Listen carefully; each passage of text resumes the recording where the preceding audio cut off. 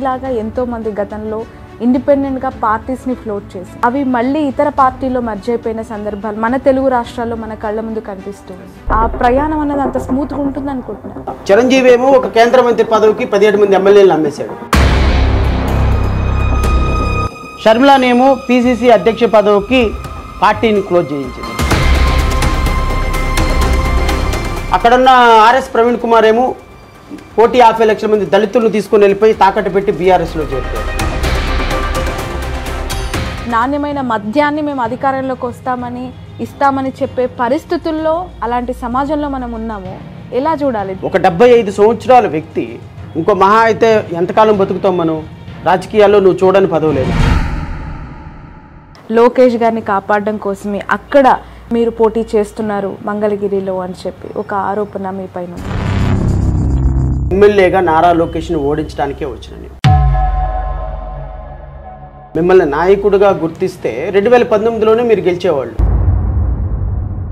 మీ నాన్న ముఖ్యమంత్రిగా ఉన్నారుగా, ఏం చేశారండి మంగళగిరి కాన్స్టిట్యున్సీకి?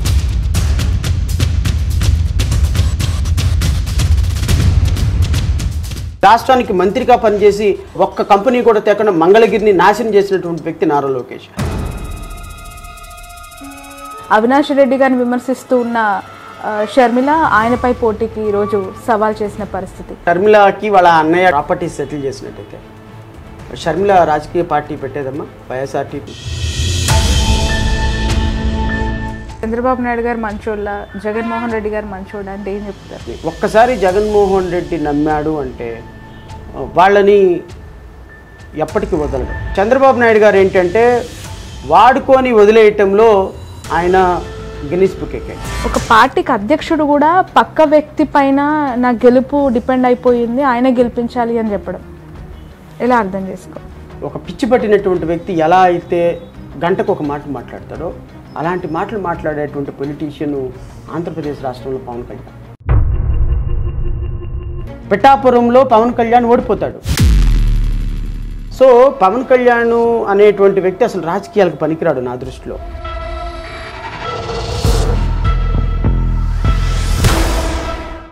నమస్తే, welcome to cube TV network. నేను మీ శ్రావణి, జర్నలిస్ట్. న్యాయవాదిగా కొనసాగుతూ జడ్జిగా సేవలు అందిస్తున్న జడా శ్రవణ్ గారు జై భీమ్రావ్ భారత్ పార్టీని స్థాపించి తన రాజకీయ ప్రయాణాన్ని ప్రారంభించారు. ప్రయాణాన్ని ప్రారంభించడమే కాదు, ఏకంగా రాబోయే 2024 ఎన్నికల్లో మంగళగిరి కాన్స్టిట్యున్సీ నుంచి నా పోటీ అంటూ ప్రచారాన్ని కూడా ఉధృతంగా కొనసాగిస్తూ ఉన్నారు. మంగళగిరిని ఎందుకు ఎంచుకున్నారు? అసలు పార్టీ పెట్టాలనే ఆలోచన ఆ న్యాయవాదికి ఎందుకు వచ్చింది? ఇలాంటి వివరాలు అడిగి తెలుస్తుంది. ప్రస్తుతం మనతో పాటు ఉన్నారు జడా శ్రవణ్ గారు. శ్రవణ్ గారు నమస్తే, congratulations for your new party.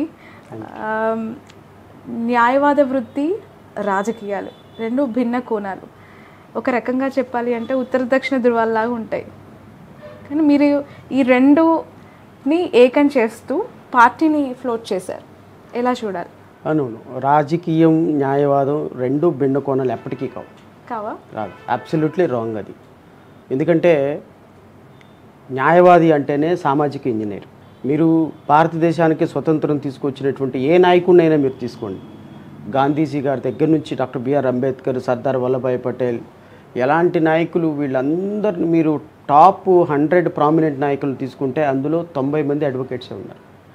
So దేశానికి స్వతంత్రం తీసుకొచ్చేదానికి నెహ్రూ గారు ఈజ్ అన్ అడ్వకేట్, గాంధీ గారు advocate, Ambedkar advocate, Maulana Abdul Kalam advocate, ఇలా కొన్ని వందల మంది సామాజిక న్యాయవాదులుగా, ఇంజనీర్లుగా సమాజాన్ని న్యాయవాద వృత్తిలో నుంచి మన దేశాన్ని నడిపించినటువంటి రాజకీయ నాయకులు వీళ్ళంతా. సో రాజకీయ నాయకుడికి న్యాయవాదికి చాలా దగ్గర సంబంధం ఉంటుంది. సో మీరు ఏ వృత్తిలో అయినా రాజకీయాలకు పనికిరాడేమో కానీ న్యాయవాదిగా పనిచేసినటువంటి వ్యక్తి 100% పాలిటిక్స్లో సెట్ అవుతాడు. సో అందుకోసమనే న్యాయవాదిగా, న్యాయమూర్తిగా పనిచేసి రిజైన్ చేసి మళ్ళీ న్యాయవాదిగా మారి న్యాయవాది నుంచి రాజకీయవేత్తగా మారటానికి చాలా ఇంటర్ రిలేటెడ్ ఇష్యూస్ ఉంటాయి అన్నిట్లో. ఆ కారణాల చేత అంటే చాలామంది న్యాయమూర్తిగా పనిచేసేటప్పుడు లేకపోతే న్యాయవాదిగా ఉన్నప్పుడు చాలామంది చాలా కంఫర్టబుల్ లైఫ్లో ఉన్నారు కదా, ఎందుకు రాజకీయాల్లోకి రావాలి, బయటకు రావాలి అని.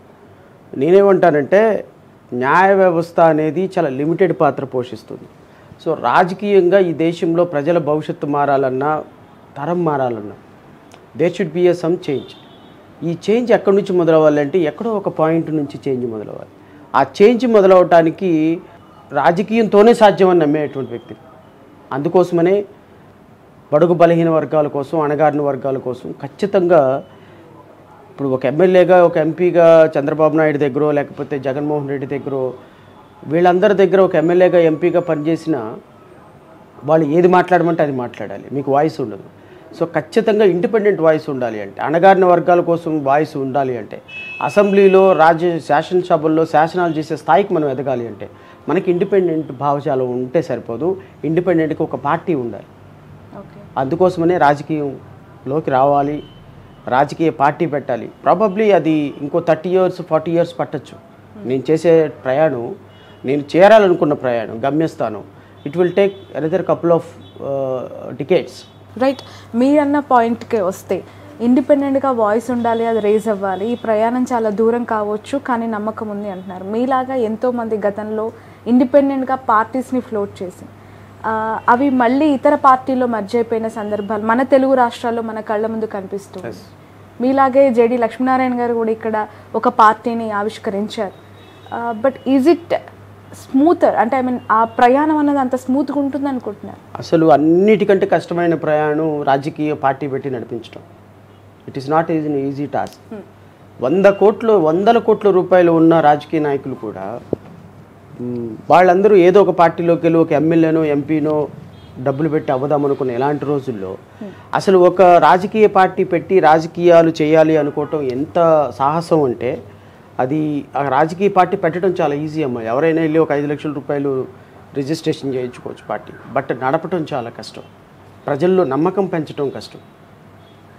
మనల్ని నమ్ముకొని ప్రజలు ఎమ్మెల్యేలుగానో, ఎంపీలుగానో పిల్లలు నుంచోవటం కష్టం. ఈరోజు రాష్ట్రంలో మీరు చెప్పారు చాలామంది రాజకీయ పార్టీలు పెట్టారు అని, ప్రాబబ్లీ కరెక్ట్ అయి ఉండొచ్చు. కానీ వాళ్ళు రాజకీయ పార్టీలు పెట్టి వాషౌట్ అయిపోయారు కాబట్టి అన్ని పార్టీలు వాషౌట్ అవుతాయని చెప్పలేము, లేకపోతే రాజకీయ పార్టీలు పెట్టి వాళ్ళు సాధించలేరు అని చెప్పలేము. మీరు ఆమ్ ఆద్మీ పార్టీ ఢిల్లీలో అధికారంలోకి వస్తుందని ఎవరైనా ఎక్స్పెక్ట్ చేశారా? పంజాబ్లో అధికారంలోకి వస్తుందని ఎవరైనా ఎక్స్పెక్ట్ చేశారా? Probably may happen. 1984లో 83లో బహుజన్ సమాజ్ పార్టీ ఉత్తరప్రదేశ్లో అధికారంలోకి వస్తుందని ఎవరైనా ఎక్స్పెక్ట్ చేశారా? ఆంధ్రప్రదేశ్ రాష్ట్రంలో కూడా చేంజ్ రావచ్చు. అది శ్రవణ్ కుమార్ ద్వారా రావచ్చు, జేడి లక్ష్మీనారాయణ ద్వారా రావచ్చు, లేకపోతే ఇంకొకరి ద్వారా రావచ్చు. లోక్సత్తా జయప్రకాష్ నారాయణ ఒక పార్టీ పెట్టి, లోక్సత్తా జయప్రకాష్ నారాయణ పార్టీ ఉన్నట్టయితే ఈరోజు ఆంధ్రప్రదేశ్ రాష్ట్రంలో అద్భుతాలు సృష్టించేది. అంటే నేను ఎందుకు ఇంతకుముందు చెప్పాను అంటే, ఒక లాంగ్ రన్ గోల్ చాలా ఇంపార్టెంట్. మనం ఏదో షార్ట్ టర్మ్ గోల్ పెట్టుకొని గబుక్కని పార్టీ పెట్టగానే నేను ముఖ్యమంత్రి అయిపోవాలి, గబుక్కని పార్టీ పెట్టగానే అందరు నన్ను ప్రధానమంత్రో లేకపోతే రాష్ట్రంలో చాలా గొప్పగా నాయకుడిగా చూడాలి సో అని అనుకుని పార్టీ పెడితే మాత్రం వద్దు. అలాంటి వాళ్ళు పార్టీలు పెట్టద్దు. నిజంగా ప్రజారాజ్యం పార్టీ 2009లో పెట్టిన ప్రజారాజ్యం పార్టీ 2014 వరకు కనుక నడపగలిగితే చిరంజీవి తీసుకుని వెళ్ళి అనవసరంగా అమ్మేశాడు కానీ పార్టీని, కాంగ్రెస్ పార్టీకి, 2014లో ఈ రాష్ట్రానికి చిరంజీవి ముఖ్యమంత్రి అయ్యాడు. సో రాజకీయ పార్టీ పెట్టిన వ్యక్తులందరూ సక్సెస్ కారు అని చెప్పలేము, వాళ్ళు లాంగ్ రన్లో నిలబడకపోతే సక్సెస్ అవుతారని కూడా చెప్పలేము. సో నేనేమంటానంటే, ఇప్పుడు రాష్ట్రంలో జేడి లక్ష్మీనారాయణ పార్టీ పెట్టిన, శ్రవణ్ కుమార్ పార్టీ పెట్టిన, లోక్సత్తా జయప్రకాష్ నారాయణ గారు వల్ల 2009లో తెలుగుదేశం పార్టీ అధికారంలోకి రాకుండా పోయింది. అంటే 1.79% ఓట్లతోటి ఒక రాష్ట్రం పార్టీకి అధికారంలో రానికుండా చేయగలిగిన సత్తా చిన్న పార్టీలకు ఉంటుంది. సో ఈరోజు నన్ను నమ్ముకొని చిన్న చిన్న పేపర్ బాయ్లు, సెక్యూరిటీ గార్డులు, లాయర్సు, టీచర్సు, ప్రైవేట్ ఎంప్లాయీసు ఇలాంటి వాళ్ళు 175 మంది ఎమ్మెల్యేలుగా, 25 మంది ఎంపీలుగా నుంచుంటున్నారు నన్ను నమ్మి. సో ఈ ఒక సామాన్యుడిని నమ్మి ఇంతమంది ఒక కాన్సెప్ట్ తోటి, కంటెంట్ తోటి మేము ఎమ్మెల్యేలుగా పోటీ చేస్తాము, మేము రాజ్యాధికారంలో భాగస్వాములు అవుతాం, 500 ఓట్లు, 1000 ఓట్లు, 2000 ఓట్లు తెచ్చుకుంటాం, మేము కూడా ఇప్పుడు మీరు నేను ఎమ్మెల్యేగా పోటీ చేసామమ్మా, మీకేమో 1,00,000 ఓట్లు వచ్చినాయి, మీరు ఎమ్మెల్యే అయ్యారు అంటే మిమ్మల్ని 1,00,000 మంది ఇష్టపడ్డారు, నాకు 500 ఓట్లు వచ్చినాయి అమ్మా, 500 మంది నన్ను ఇష్టపడ్డారు.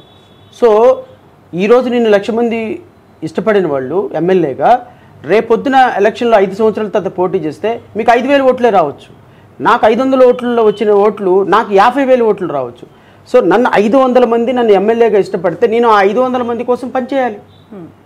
It does not mean that ప్రజాస్వామ్యంలో గెలిచిన వ్యక్తే కాదు కదా, గెలిచిన వ్యక్తికి ఓడిపోయిన వ్యక్తికి పర్సంటేజ్ ఆఫ్ తేడా ఉంటుంది. ఒక ఓటు నీకు ఎక్కువ వస్తే గెలుస్తావు, ఒక ఓటు నాకు తక్కువ వస్తే ఓడిపోతా.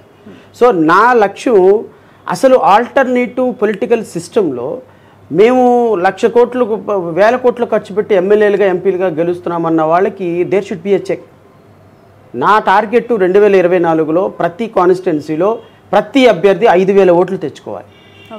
5,000 ఓట్లు ఏ రోజైతే తెచ్చుకుంటావో నిజమైన ప్రజాస్వామ్యం అంటే నేను డబ్బులు ఇవ్వను, మందు పోపించను, బిర్యానీ పెట్టను, నేను కులాలకి మతాలకి చూసి అడగను. బట్ ఎలా సాధ్యం? ఇప్పుడున్న రాజకీయాలు, ఇప్పుడున్న పొలిటికల్ సిస్టము డబ్బు చుట్టూ తిరుగుతోంది, మద్యం చుట్టూ తిరుగుతున్నాయి.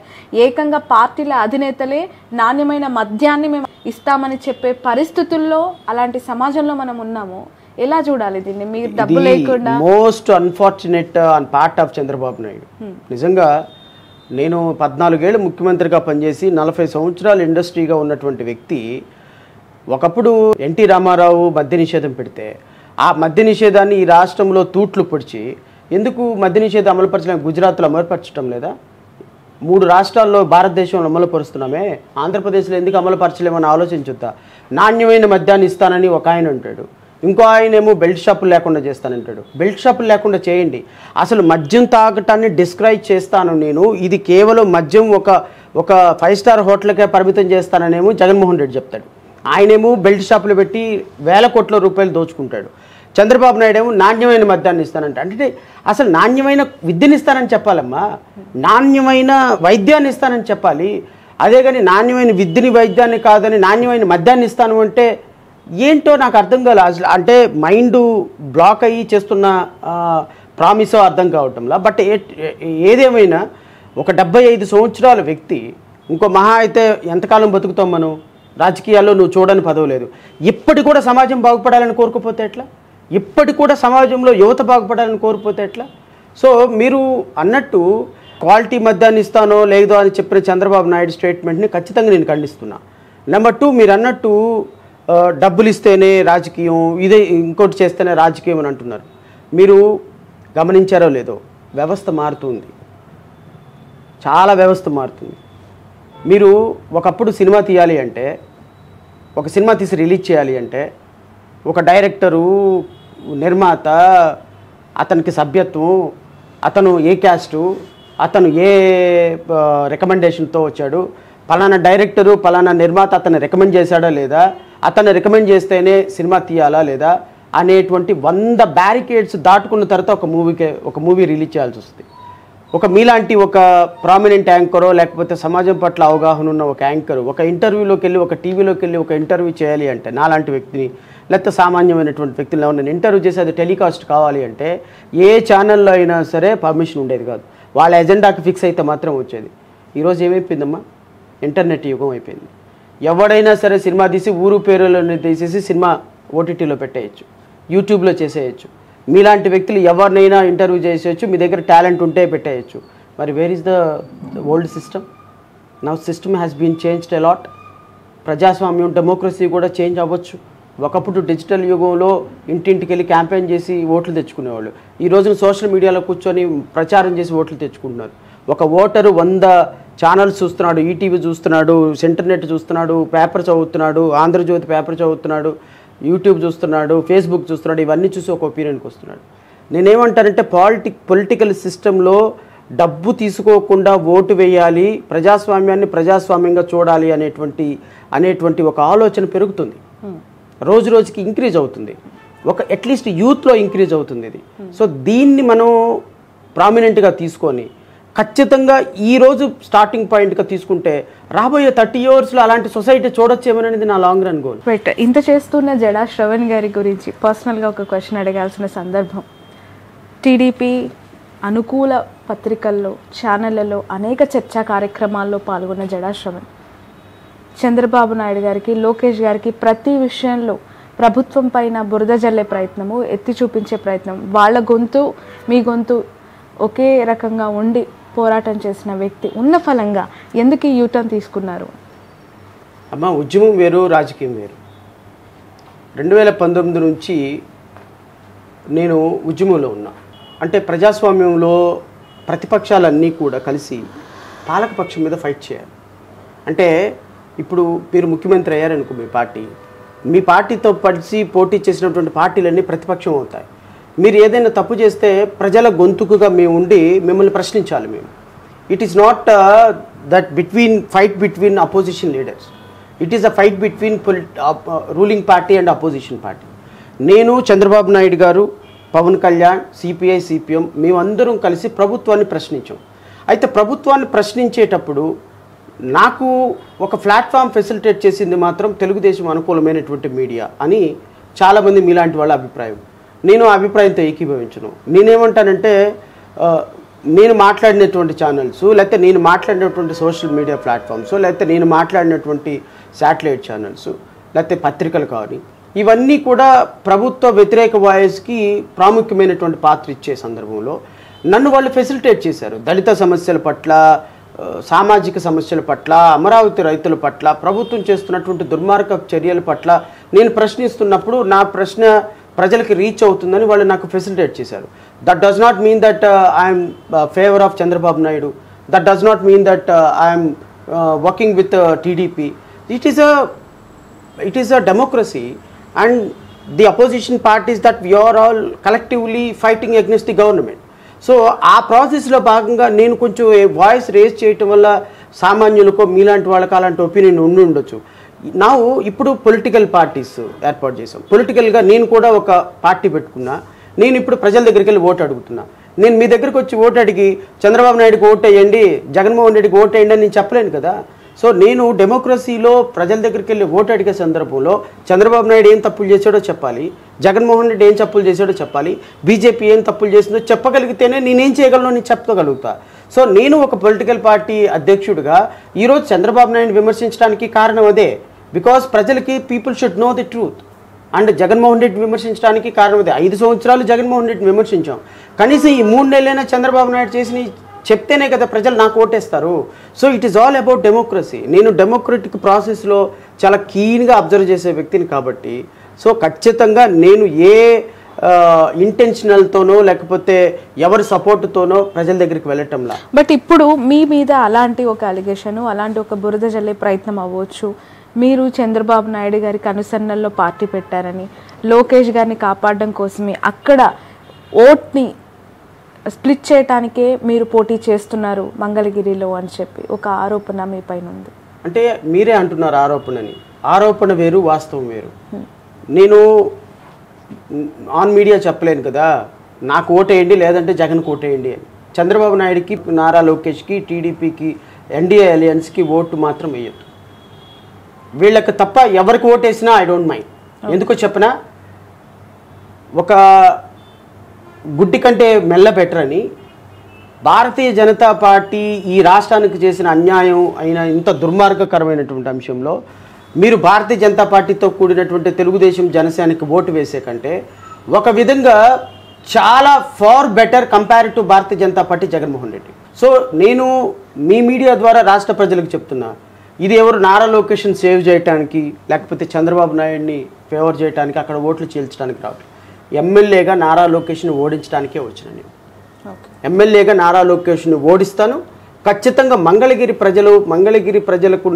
ప్రజలు ఎదుర్కొంటున్న సమస్యల పట్ల రేపు అసెంబ్లీలో చాలా సీరియస్గా నేను ప్రజల సమస్యల పట్ల నేను గళం విప్పుతాను. అసెంబ్లీలో మంగళగిరి వాయిస్ను వినిపిస్తాను. దేశవ్యాప్తంగా మంగళగిరి కాన్స్టిట్యున్సీని అత్యున్నతమైన కాన్స్టిట్యున్సీగా నిలబెట్టడమే నా యొక్క లక్ష్యం. ఏం గుర్తించారు మంగళగిరిలో, ఏం సమస్యలు ఉన్నాయని గుర్తించారు? బికాజ్ రాష్ట్రంలో 175 నియోజకవర్గాలు ఉంటే దాదాపు టాప్ 5లో టాప్ 2 నియోజకవర్గం ఇస్ మంగళగిరి. ఎందుకని ఐబాల్ అటెన్షన్ అలా క్రియేట్ అయింది. ఖచ్చితంగా అక్కడ లోకేష్ రెండోసారి పోటీ చేయటం, గెలుస్తాను, అసలు అపోజిషన్ కంటెస్టెంటే కాదు అని చెప్పటం మేబీ మంచిదే కదమ్మా. ఇప్పుడు ప్రజలు మిమ్మల్ని నాయకుడిగా గుర్తిస్తే 2019లోనే మీరు గెలిచేవాళ్ళు. 2019లో మీరు ఎందుకు ఓడిపోయినారు? మంగళగిరిలో ఓడిపోయిన తర్వాత నారా లోకేష్ ఆ మంగళగిరి కాన్స్టిట్యున్సీకి ఏం చేశాడు? పోనీ 2014 నుంచి 2019 వరకు మీరు మంత్రిగా ఉన్నారు కదా. మంత్రిగా ఉన్నప్పుడు మంగళగిరి కాన్స్టిట్యున్సీలకి ఏం చేశారు? సరైన రోడ్లే లేవు. ఏ ఇంటికి కూడా వాటర్ ఫెసిలిటీ లేదు. అక్కడ ఉన్నటువంటి చేనేత కార్మికులకు సంబంధించినటువంటి ప్రతి ఇంట్లో ఒక సమస్య. అసలు చేనేత కార్మికులకు సంబంధించి పెన్షన్ లేదు, వాళ్ళకి మగ్గాలు లేవు. ఈరోజు చేనేత కార్మికులు రోజు కన్నీళ్లతోటి అన్నం తిని బ్రతికేటువంటి పరిస్థితి. ఈరోజు అక్కడ ఉన్నటువంటి 83,000 ఎస్సీ ఎస్టీ ఓట్లు ఉన్నాయన్నమాట. అంత ఈజీ కాదు అది.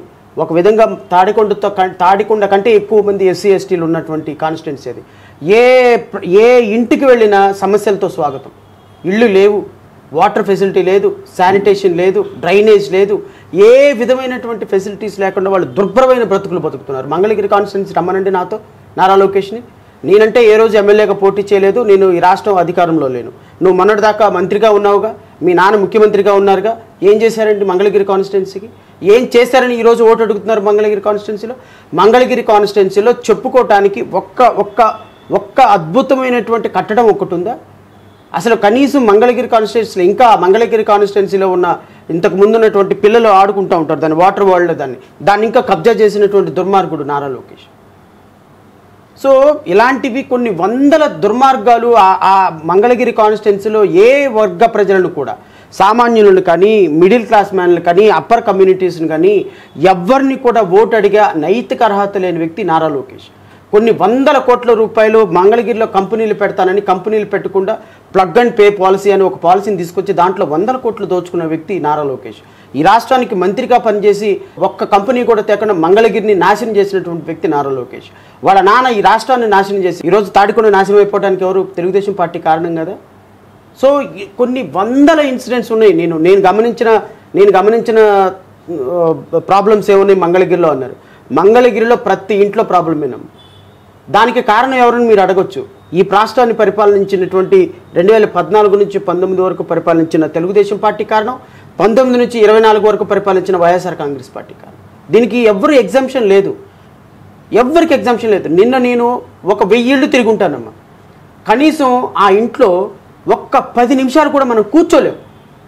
ఉండటం పక్కన పెట్టండి, we are not even 10 minutes we can't stay in that house.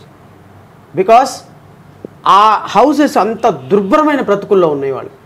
కనీసం మనం ఏసీ రూముల్లో కూర్చుంటే ఏసీ పెట్టుకున్నా కూడా చెమట కారిపోతుంది. ఇలాంటి పరిస్థితుల్లో వాళ్ళకి ఫ్యాను కూడా ఇలా చెయ్యి పెడితే ఫ్యాన్ పైకి తగులుతుందమ్మా, చెయ్యి పెడితే పైన తగులుతుంది ఫ్యాను. అలాంటి దుర్భరమైన బ్రతుకుల్లో బతుకుతుంటే ఏమైపోయాయి నారా లోకేష్? అక్కడ ముస్లిమ్స్ ఉన్నారమ్మా, ముస్లిం ఫ్యామిలీస్ 25,000 ఫ్యామిలీస్ ఉంటాయి ముస్లిం ఫ్యామిలీస్. వాళ్ళకి కనీసం రంజాన్ తోఫా కూడా ఇవ్వలేని దుర్మార్గపు ప్రభుత్వం ఈ ప్రభుత్వం. సో నేనేమంటానంటే, నారా లోకేష్ మంగళగిరి కాన్స్టిట్యున్సీలో నేను వెళ్ళింది నారా లోకేష్ని ఓడించడానికి, లావణ్య గారిని ఓడించడానికి. వీళ్ళ వల్ల ఆ నియోజకవర్గ ప్రజలకి ఏ విధమైన ఉపయోగం ఉండదు. రేపొద్దున అసెంబ్లీలో నేను ప్రతి ఒక్క సమస్యని స్పృశిస్తా. ఏదో ఒక సంక్షేమ పథకం తీసుకున్నారు ఖచ్చితంగా అన్ని కాన్స్టిట్యున్సీస్లో, ఎస్పెషల్లీ మంగళగిరిలో ఉన్న నియోజకవర్గ ప్రజలు 80,000 పైచిలకు ఎస్సీ ఎస్టీ మైనార్టీస్ లిస్టు తీసుకుంటే మీరు అన్నట్టుగా కూడా అందులో అనేక సంక్షేమ పథకాలు పొందిన కుటుంబాలు కొన్ని వేలల్లో ఉన్నాయి. వాళ్ళ ఓట్లు గంపగుత్తగా లావణ్యకి పడబోతున్నాయి అని చెప్పి వైసీపీ అంటారు. సంక్షేమ పథకం అంటే మీరు అన్నది నేను ఒప్పుకుంటాను. 2,000 రూపాయలు అవ్వాతాతలకు ఇస్తుంది, 3,000 రూపాయలు ఏదో పెన్షన్, అది కూడా మొన్న ఏదో చేసినట్టున్నారు. అమ్మఒడి 20,000 రూపాయలు, 15,000 రూపాయలు, 12,000 రూపాయలు ఎంతో అమ్మఒడి ఇస్తున్నారు. వృద్ధాప్య పెన్షన్ ఏదో ఇస్తున్నారు. Is it confine only for the Mangalagiri constituency? రాష్ట్రానికి ఇచ్చిన మొత్తం రాష్ట్రానికి అక్కడ ఉన్న ఎస్సీ ఎస్టీల ఓట్ బ్యాంక్ వన్ సైడెడ్గా జగన్కి వేసే అవకాశం ఉంది అనేది వాళ్ళ అజంప్షన్ కావాలి. వాళ్ళు ప్రాబబ్లీ అయి ఉండొచ్చమ్మా. ఇప్పుడు సంక్షేమ పథకాలు ఇస్తున్నారు కదా అని మరి రద్దు చేసిన 26 సంక్షేమ పథకాల పరిస్థితి ఏంటి? ఇప్పుడు మీరున్నారు, మీరు స్వయంగా ఒక ఛానల్ పెట్టుకున్నారు, స్వయంగా వెతకటానికి ప్రయత్నం చేస్తున్నారు. మీరు ఏదో ఆ ఊరు వెళ్తున్నారు, ఈ ఊరు వెళ్తున్నారు, విఐపీఎల్ని ఇంటర్వ్యూ చేస్తున్నారు. మీరు సెల్ఫ్ రెస్పెక్ట్ తోటి మీ కమ్యూనికేషన్ డెవలప్ చేసుకుంటూ, మీ ఇన్కమ్ని సోర్సెస్ని డెవలప్ చేసుకుంటూ మీ కంపెనీకి ఒక మంచి ప్రామినెంట్ ఛానల్గా పేరు తెప్పడానికి ప్రయత్నం చేస్తున్నారు. This is called self respect. అంటే మీ కాళ్ళ మీద మీరు నిలబడటం, ఇది ఇంపార్టెంటా? లేకపోతే నెలకు 5,000 రూపాయలు ఇచ్చి మిమ్మల్ని ఇంట్లో కూర్చోబెట్టి వంటగదిలో వంట చేసుకోమంటాం ఇంపార్టెంటా? విచ్ వన్ ఈజ్ బెటర్ వే?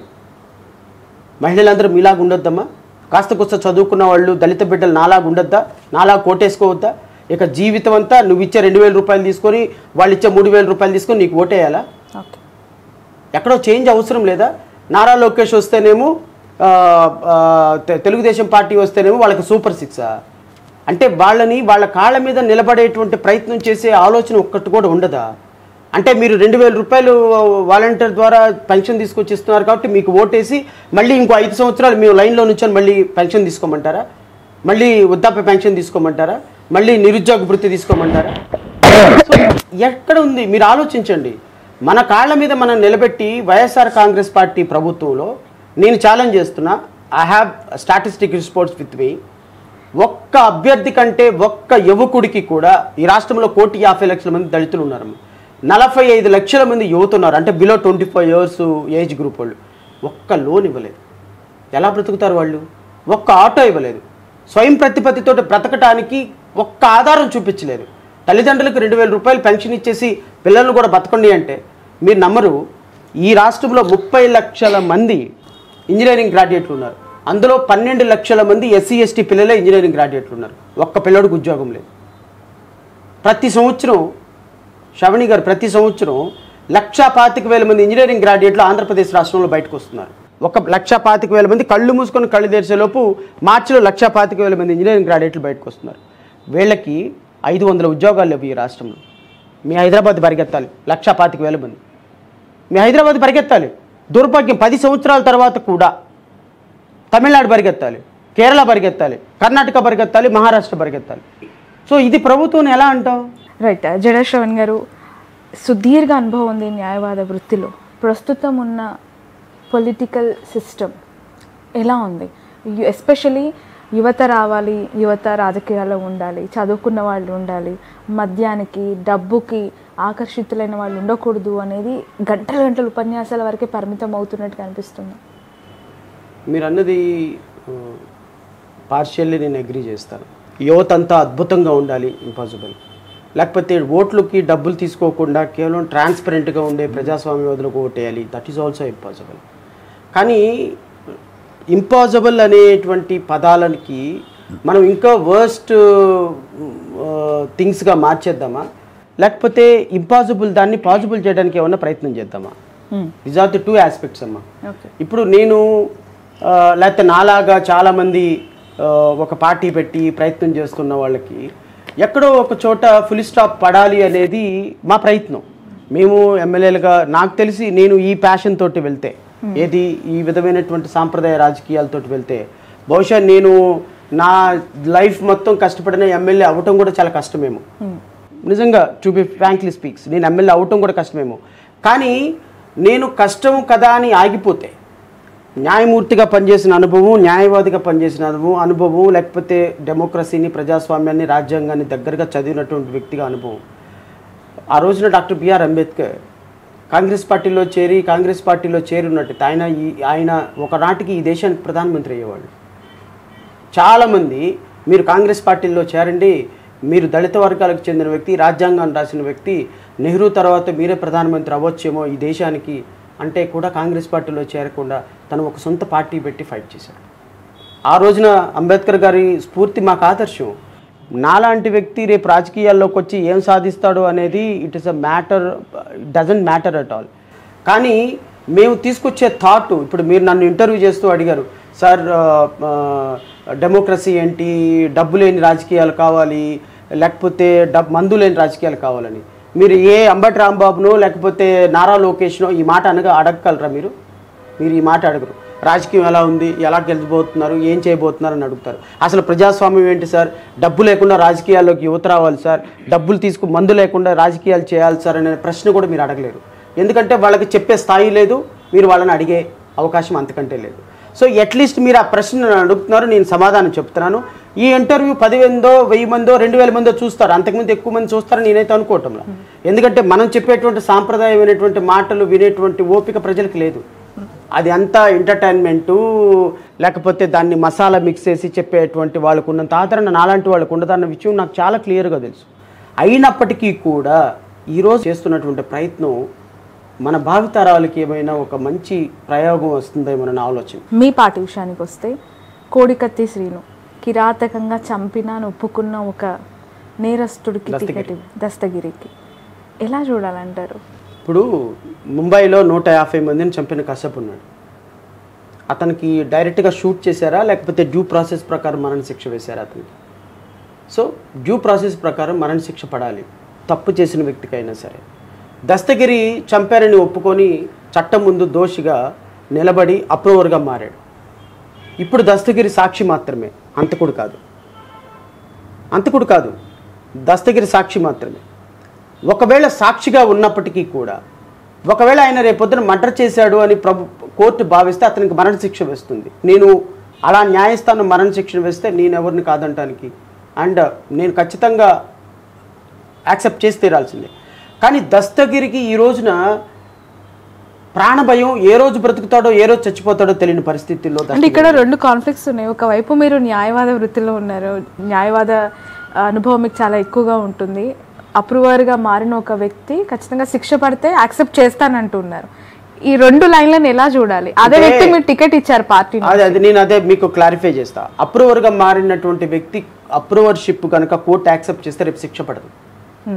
రేపు దస్తగిరి వెళ్ళి నేను తప్పు చేశాను క్షమించండి, ఇదిగో జగన్మోహన్ రెడ్డి చేయించాడు, అవినాష్ రెడ్డి చేయించాడని ఏదైతే జడ్జి గారి ముందు ఇంతకుముందు చెప్పాడో అదే చెబితే అది కోర్టు నమ్మితే శిక్ష పడదు. కోర్టు నమ్మకపోతే దస్తగిరికి కూడా శిక్ష పడే అవకాశాలు ఉంటాయి. సో అప్రూవర్గా ఇచ్చిన స్టేట్మెంట్ని నమ్మకపోవటం ట్రయల్ కోర్టు జడ్జి గారు జడ్జిమెంట్లో కన్సిడర్ చేయాల్సిన అంశం. అందుకనే నేను ఈ రోజు ఒపీనియన్ ఫామ్ చేయటంలా. దస్తగిరి ఇప్పటికిప్పుడు సాక్షి మాత్రమే. ఈ సాక్షి చెప్పినటువంటి వాంగ్మూలాన్ని కోర్టు నమ్మితే రేపొద్దున దస్తగిరిని విడుదల చేస్తారు. నమ్మలేదు అంటే దస్తగిరికి శిక్ష పడుతుంది. ఇవి రెండు కోణాల్లో నుంచి నేను ఆలోచిస్తే Dastagiri is a human being అమ్మ. ఒక తప్పు చేసినటువంటి నేరాన్ని ఒప్పుకున్నటువంటి సాక్షి. అతన్ని ఈరోజు కనుక వదిలేస్తే అట్లా బతకనివ్వరు. ఈరోజు దస్తగిరికి కావాల్సింది ప్రాణరక్షణ. ఒక తప్పు చేసినటువంటి వ్యక్తి డ్యూ ప్రాసెస్ ఆఫ్ లా ప్రకారమే అతను చంపాలి తప్ప మీ ఇష్టం వచ్చినట్టు నాకు రాజకీయం ఉంది కదా, నాకు జనాలు ఉన్నారు కదా అని నిన్ను చంపేసేసి వాళ్ళ మీద వీళ్ళ మీద నెట్టేస్తే రేపొద్దున ఒక ప్రాణం పోతుంది. నా దగ్గరకు వచ్చి నాకు ప్రాణరక్షణ కావాలి అని అడిగినప్పుడు ఒక రాజ్యాంగవాదిగా నేను అతనికి ప్రాణానికి రక్షణ కల్పించాల్సిందే కదా. అతని భవిష్యత్తుకి నేను భరోసా ఇవ్వాల్సిందే కదా. రేపొద్దున లా ఏం చేస్తుందని that is a different issue. ఈరోజు దస్తగిరి అనేటువంటి వ్యక్తి జగన్మోహన్ రెడ్డి మీద ఎమ్మెల్యేగా నుంచోబట్టి అతనికి ప్రాణాలకి సేఫ్టీ దొరుకుతుందని నేను భావించాను. అలాంటి వ్యక్తులు రాజకీయాల్లోకి రావటం వల్ల దస్తగిరి అనేటువంటి వ్యక్తి ఒక విక్టిమ్. దస్తగిరిని కాకపోతే ఇంకొకరిని వాడుకుంటారమ్మా. చంపాలి అనే ఉద్దేశాన్ని చంపాలి తప్ప చంపిన వ్యక్తిని కాదు కదా చంపాల్సింది. దస్తగిరికి ₹1 కోట్లు ఇచ్చారు, ఇంకొకటికి 2 కోట్లు ఇస్తారు, బీహార్ నుంచి కిల్లర్ని దింపుతారు. అతన్ని అరెస్ట్ చేయాలి తప్ప ఇప్పుడు రేపొద్దున ఈవెన్ తెలుగుదేశం పార్టీ లాంటి వాళ్ళు దస్తగిరిని చంపేసి జగన్మోహన్ రెడ్డి మీదకి నెట్టేయచ్చు కదా. రాజకీయంగా జగన్మోహన్ రెడ్డి ఏమో దస్తగిరిని వాడుకొని ముఖ్యమంత్రి అయినాడు, దస్తగిరిని వాడుకొనేమో చంద్రబాబు నాయుడు ముఖ్యమంత్రి అవ్వాలనుకుంటున్నాడు. అంటే వీళ్ళిద్దరి మధ్య పాముగా మారిపోయినటువంటి దస్తగిరికి రక్షణ ఎవరివ్వాలి? ఆయనకి భరోసా ఎవరివ్వాలి? ఆయన తరపున ఒక్క లాయర్ ఆర్గ్యూ చేయటం లేదు, ప్రతి ఒక్కళ్ళు భయపడిపోతున్నారు. సో అతని ప్రాణానికి అతని కుటుంబానికి రక్షణ ఎవరివ్వాలి అనేటువంటి కోణంలో ఆలోచించి అతని పార్టీలో చేర్చుకున్నాం. ఈవెన్ కోడికత్తి శ్రీనివాస్ని కూడా పార్టీలో చేర్చుకోవడానికి కారణం అదే. We are all about for living in a democratic country. Sravani garu, డెమోక్రసీలో ప్రాణానికి రక్షణ లేనప్పుడు ఈవెన్ నువ్వు 10 మర్డర్లు చేసినా నిన్ను డ్యూ ప్రాసెస్ ఆఫ్ లా ప్రకారమే శిక్షించాలి అనేటువంటి నమ్మే వ్యక్తిని. సో నేను వాళ్ళకి టికెట్ ఇచ్చిన విషయంలో వాళ్ళని డెమోక్రసీలో పార్ట్ అండ్ పార్సల్ చేసే విషయంలో రాజ్యాంగాన్ని నేను ప్రామాణికంగా తీసుకుంటున్నాను.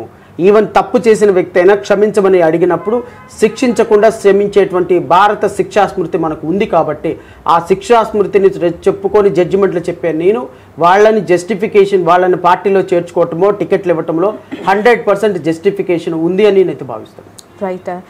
ఇదే Vivekananda Reddy murder issues AP పాలిటిక్స్లో ఎటువైపు వెళ్తున్నాయి మీరు చూస్తున్నారు. 2019 ఐ థింక్ March 15th అని చనిపోయారు.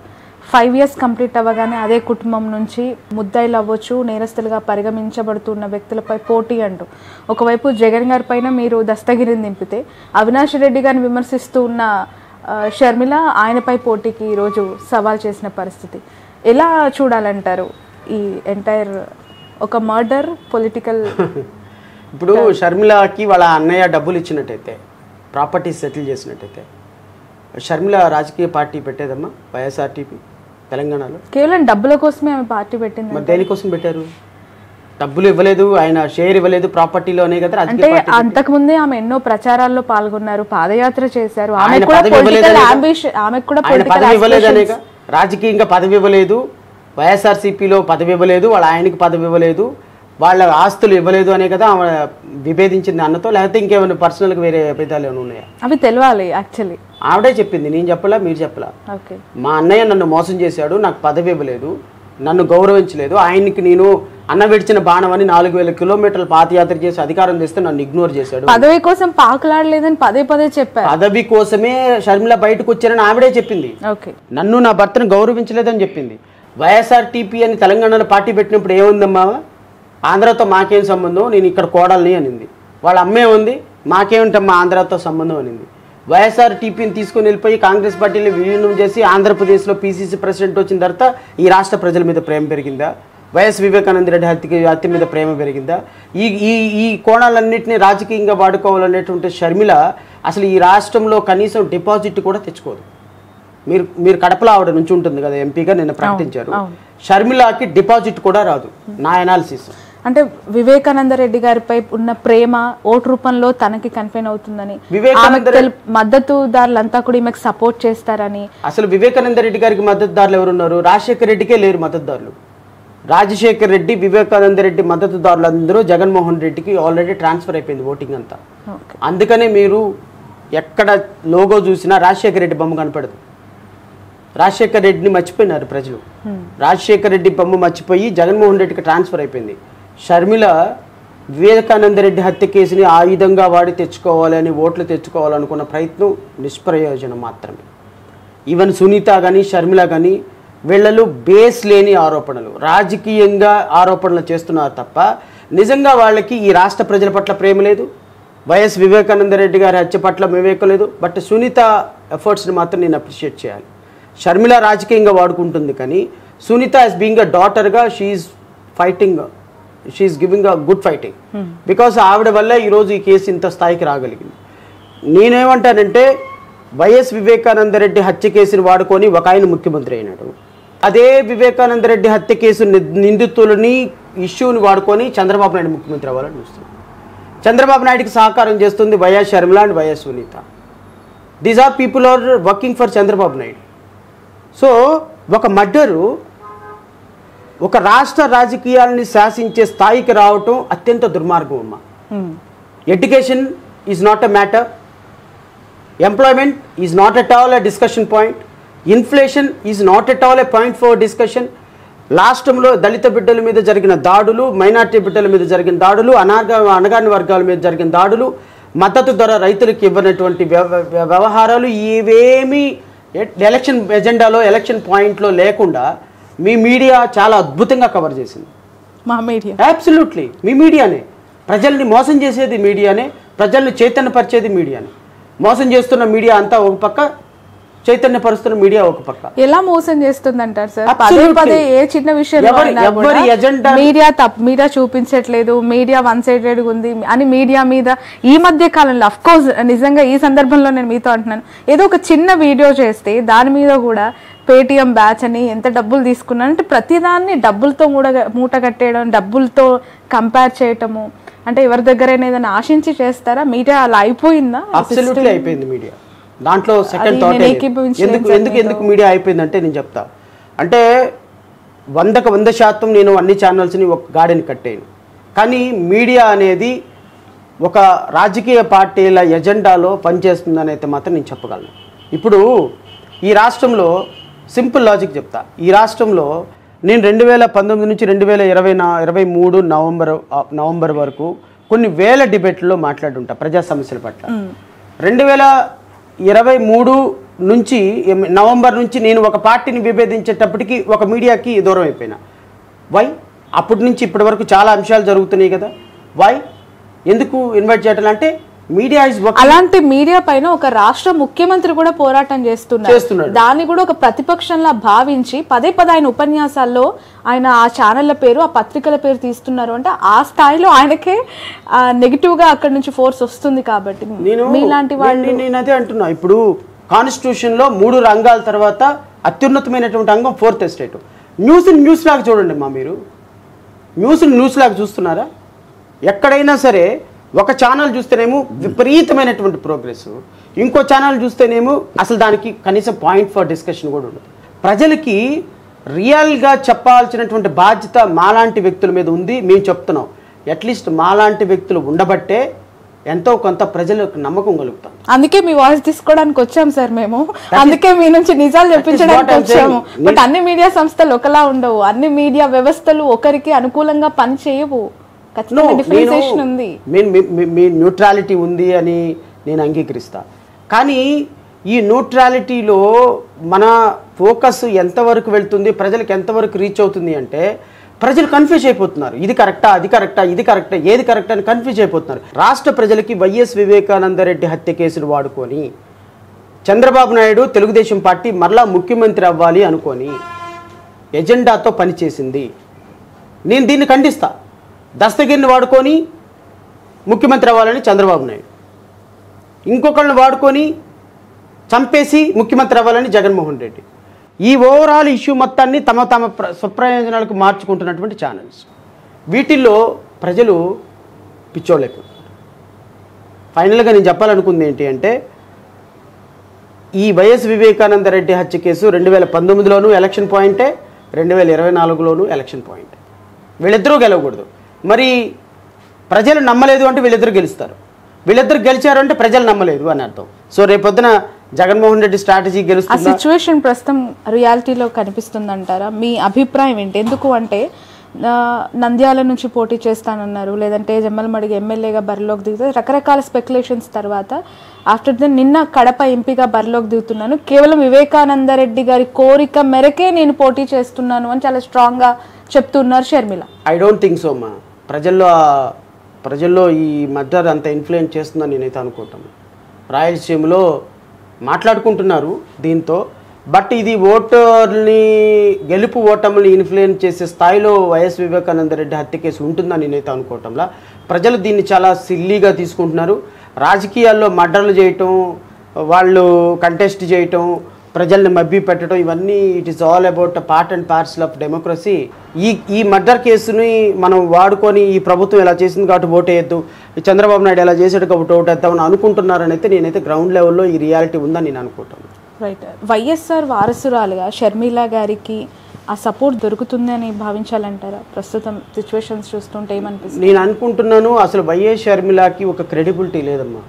She lost her credibility. ఎందుకంటే తెలంగాణలో ఆవిడ పార్టీ పెట్టి కొన్ని లక్షల మందిని మోసం చేసి, తన పార్టీ కార్యకర్తల దగ్గర టికెట్లు ఇస్తారని చెప్పి వాళ్ళ చేత ఖర్చు పెట్టించి మోసం చేసి, వైఎస్ఆర్ చిరంజీవి ఎలాగైతే మోసం చేశాడో ప్రజారాజ్యం పార్టీని. ఇప్పుడు మీరు ఒక ప్రశ్న అడిగారు రాగానే, ఆ శ్రవణ్ గారు చాలామంది పార్టీలు పెట్టేశారు మూసేశారులే అని. ఈ దుర్మార్గుల వల్ల వచ్చేటువంటి ప్రాబ్లం ఇదే.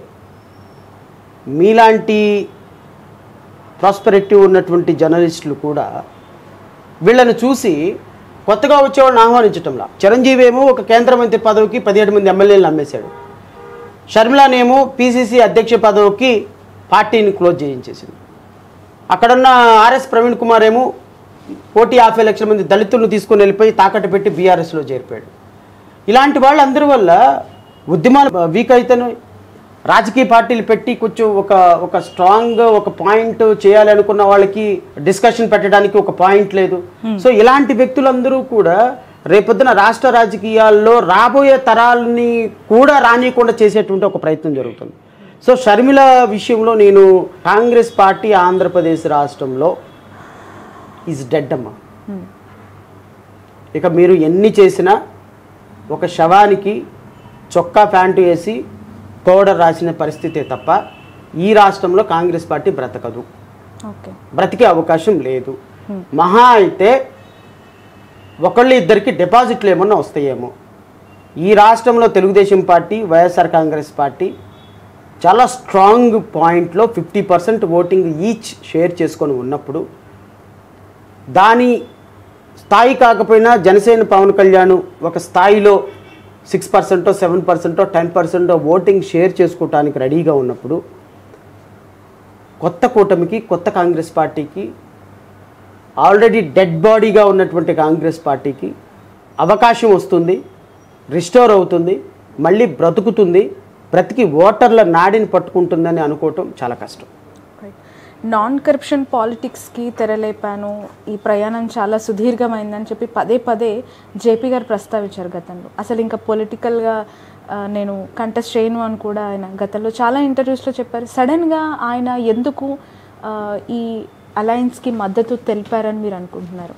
ఎందుకు అంటే నేను మద్యం పంచలేను, బిర్యానీలు పెట్టలేను, నేను డబ్బులు ఇవ్వలేనని ఇంతకుముందు మీరు అన్న పాయింట్ ఆయన కూడా చాలా సందర్భాల్లో అన్నారు. బట్ నాణ్యమైన మద్యం ఇస్తాను అన్న చంద్రబాబు నాయుడు గారి పార్టీకి ఈరోజు ఆయన మద్దతు తెలుపుతూ ఉన్నారు. ఎలా చూడాలంటారు దీన్ని? జేపీ గారు ఈజ్ అవుట్డేటెడ్ పొలిటీషియన్. ఆయన గ్లాస్ డోర్ డెసిషన్ తీసుకున్న పొలిటీషియన్. మీరు జేపీ గారి ప్రయాణం చూస్తే నాకు తెలిసి ఆయన ప్రజల మధ్యలో ఉండి పోరాటాలు చేసి ప్రజా సమస్యలను అడ్రస్ చేసిన అంశాలు ఫింగర్స్ మీద లెక్క పెట్టచ్చు. ఆయన అద్భుతంగా మాట్లాడతాడు, బుక్కిస్ట్ నాలెడ్జ్. ఆయన ప్రజల్లో లేడు, లీడర్ కాదు. జయప్రకాష్ నారాయణ గారి తర్వాత లోక్సత్తా పార్టీలో సెకండ్ లీడర్ పేరు చెప్పండి. మేబీ ఎవరు లేరు అని అనుకోవాలి. ఎందుకంటే తెరపైకి వచ్చి మాట్లాడి అధికార ప్రతినిధులుగా పోటీ చేస్తున్న అభ్యర్థులుగా ఎవరు చెప్పండి. Is it called a political party or can be called as is a leader? Leader is all about he has to create second generation leadership. ప్రతి సందర్భంలో నేనే మోనార్క్ని, నేను తప్ప ఇంకెవడు మీడియాలో కనపడకూడదని, నువ్వు తప్ప లోక్సత్తా పార్టీలో ఇంకో లీడరే లేడు. పొలిటికల్ పార్టీ ఎలా నడుపుతావు? బహుశా భారతీయ జనతా పార్టీకి ఆయన సపోర్ట్ చేస్తున్న కారణంగా ఇక్కడ చంద్రబాబు నాయుడు కూడా సపోర్ట్ చేసి ఉండొచ్చేమో. కానీ చంద్రబాబు నాయుడు అత్యంత వర్స్ట్ పొలిటీషియన్ అని జేపీ గారికి కూడా తెలుసు. సో జేపీ గారు ఆయన కేవలం ఎన్డీఏతో ఒక పర్సనల్ ఎజెండాతో, ఇంటర్నల్ ఎజెండాతో మాట్లాడే అంశం తప్ప నాణ్యమైన మద్యం ఇస్తానన్న చంద్రబాబు నాయుడిని సపోర్ట్ చేస్తున్నాడు అంటే ఆయన వెనుక నరేంద్ర మోడీ లేకపోతే అమిత్ షా ఉన్నారని అనుకోవాలి తప్ప ప్రజల ఎజెండా ఉందని నేనైతే అనుకోవటం. రైట్. మీ పార్టీ నుంచి మీరు ఒక ఉన్నత విద్యావంతులు అండ్ క్లీన్ పాలిటిక్స్ చేస్తానంటూ పార్టీని ఫ్లోట్ చేశారు. ఎలాంటి అభ్యర్థులకు మీరు టికెట్లు ఇస్తూ ఉన్నారు? ఆల్రెడీ మీరు 2 ఎక్స్ప్లెనేషన్లు, కోడికత్తి శ్రీను, దస్తగిరికి సంబంధించి ఆ 2 ఇష్యూస్లో మీ ఎక్స్ప్లెనేషన్ అయిపోయింది.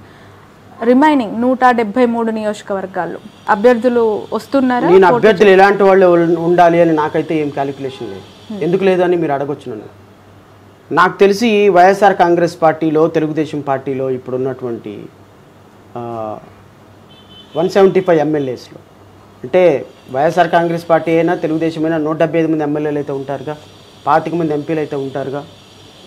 ఆల్మోస్ట్ ఆల్ 83% గ్రాడ్యుయేట్లు ఉన్నారు. 43% అనుకుంటా సబ్జెక్ట్ టు కరెక్షన్ పోస్ట్ గ్రాడ్యుయేట్లు ఉన్నారు. ఒక 8% ఎంఫిల్లు పిహెచ్డీలు చేసిన వాళ్ళు ఉన్నారు. వీళ్ళ వల్ల ఏం ఒరిగింది సమాజానికి?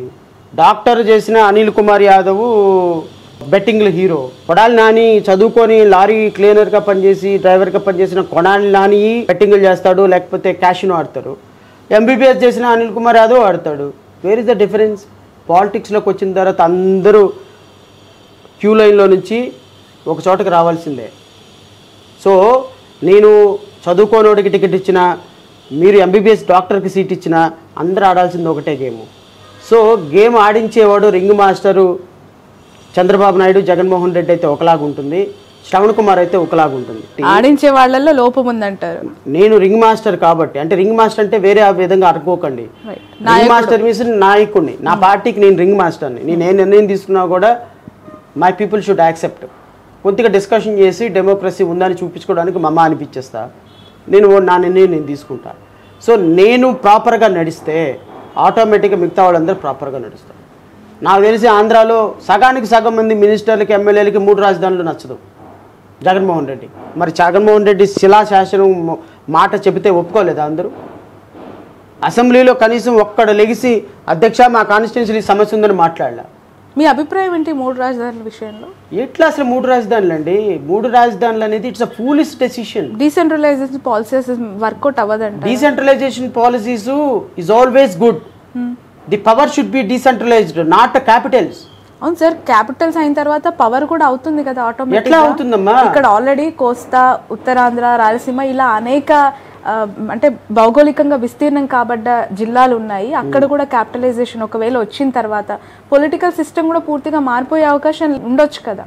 ఇప్పుడు మీరు విశాఖపట్నం ఎగ్జిక్యూటివ్ క్యాపిటల్ అంటున్నారు, ఎగ్జిక్యూటివ్ మూమెంట్. ఎగ్జిక్యూటివ్ క్యాపిటల్ అంటే ఆల్మోస్ట్ ఆల్ అన్ని ప్రధాన కార్యాలయాలు అక్కడే ఉంటాయి. మీకు చిత్తూరు రాయలసీమ దగ్గర నుంచి విశాఖపట్నం వెళ్ళడానికి 24 hours పడుతుంది. ఒక సెక్రటేరియట్లో ఒక ప్రిన్సిపల్ సెక్రటరీకి ఒక అర్జీ ఇవ్వడానికి చిత్తూరు నుంచి రాయలసీమ నుంచి ఒక రైతు వెళ్ళాలి అంటే రావటానికి 24 గంటలు, పోవటానికి 24 గంటలు, 48 గంటలు క్యాపిటల్కి ప్రయాణం చేయగలిగిన కెపాసిటీ ఉంటుందా ఈ రాష్ట్రంలో? మీరు ఒక అనంతపురం నుంచి విజయవాడకి రండమ్మా బస్సులో, యూ విల్ అండర్స్టాండ్. అట్లాంటిది అనంతపురం నుంచి విశాఖపట్నం వెళ్ళటానికి ఎంత కష్టం అవుతుంది? తిరుపతి నుంచి విశాఖపట్నం వెళ్ళడానికి ఎంత కష్టమవుతుంది? కొన్ని వేల మంది నిరుపేదలు క్యాపిటల్కి రావాల్సి వస్తుంది ఎవ్రీడే. మీరు విశాఖపట్నాన్ని కేవలం భూములు దోచుకున్నాం కాబట్టి విశాఖపట్నం క్యాపిటల్ పెట్టామంటే వేర్ ఇస్ ద జస్టిఫికేషన్? మీరు తీసుకెళ్ళి జ్యుడిషియరీని తీసుకెళ్ళి అక్కడ పెడతానంటున్నారు. ఒకసారి హైకోర్టు విజయవాడ తరలివచ్చిన తర్వాత మరలా మీరు తీసుకుని వెళ్ళి కర్నూలులో పెడతానంటే కర్నూలులో కనీసం ఉండటానికి ఒక సరైన హోటల్ లేదు. You developed infrastructure first. ఎక్కడైనా సరే క్యాపిటల్ అనేది ఒక రాష్ట్రంలో నడిబొడ్డులో ఉండాలి. ఇక్కడ మీరు 38,000 ఎకరాలు 35,000 ఎకరాలు ప్రజల దగ్గర నుంచి సేకరించి ఈరోజు వాళ్ళందరి నోట్లో మట్టి కొట్టు తీసుకుని నేను వైజాగ్లో పెడతాను అంటే వైజాగ్ జియోగ్రఫికల్ స్టేటస్ ఏంటి? వైజాగ్ పరిస్థితి ఏంటి? వైజాగ్లో పెడితే మిగతా జిల్లాల పరిస్థితి ఏంటి? వైజాగ్లో ఈవెన్ కట్టడానికి అదర్ ల్యాండ్ ఏమన్నా మిగులుందా లేదా? దాన్ని ఇవన్నీ ఆలోచన చేయాలి. మీకు ఒరిస్సా బోర్డర్లో తీసుకెళ్ళి క్యాపిటల్ పెడతారా ఎక్కడన్నా? సో జగన్మోహన్ రెడ్డి నిర్ణయం అబ్సల్యూట్లీ రాంగ్, అబ్సల్యూట్లీ రాంగ్. మీరు ఉన్న చోట డెవలప్ చేసుకుంటే కొత్త ఇన్ఫ్రాస్ట్రక్చర్ వస్తుంది తప్ప మీరు డెవలప్ అయ్యి కొద్ది గొప్ప డెవలప్ అయిన సిటీస్లో, ఇప్పుడు నేను ఒక మాట అడుగుతాను, మీ విజయవాడ క్యాపిటల్ ఫిల్మ్ ఇండస్ట్రీస్ అంతా తీసుకెళ్ళి విశాఖపట్నంలో పెడితే నేను ఎవడన్నా కొట్టాడా? ఇండస్ట్రియల్ కారిడార్ మొత్తం తీసుకెళ్ళి రాయలసీమలో పెడితే మిమ్మల్ని ఎవరన్నా మాట అన్నారా? ఎడ్యుకేషనల్ సిస్టమ్ని మొత్తాన్ని విజయవాడలో పెడితే ఎవరన్నా అడిగారా? ఎయిర్పోర్ట్లు తీసుకుని వెళ్ళి కట్టు, 100 కోట్ల రూపాయలు ఎయిర్పోర్ట్లు కట్టు, పోర్టులు నిర్మాణం చెయ్యి, పెద్ద పెద్ద ఫ్యాక్టరీలు కట్టు, కియా పరిశ్రమ రాయలసీమ వచ్చింది, అట్లాంటి 10 పరిశ్రమలు తీసుకురా.